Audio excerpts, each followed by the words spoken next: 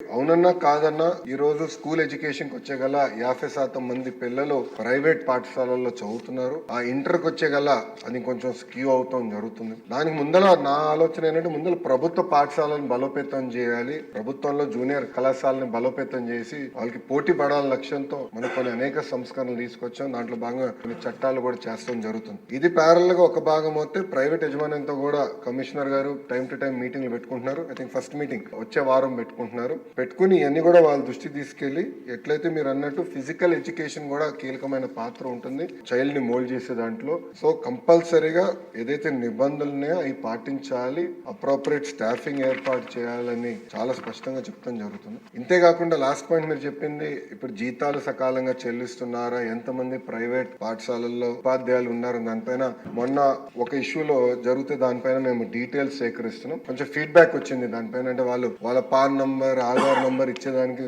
అనుకూలంగా లేరంటే దాన్ని ఎట్లా చేయాలనే దానిపైన వచ్చే వారం ప్రైవేట్ యజమానితో కూడా కూర్చుని వాళ్ళకున్న సమస్యలతో పాటు ప్రభుత్వానికి ఎలాంటి ఇన్ఫర్మేషన్ కావాలి, అది ఎట్లా హోలిస్టిక్ ఎడ్యుకేషన్ కి ఆ ఇన్ఫర్మేషన్ ఏదైతే అవసరం ఉందో అది తీసుకుని ఒక ఆన్లైన్ మెకానిజం ద్వారా చేయాలనే లక్ష్యంలో మన ప్రభుత్వం పనిచేస్తుంది.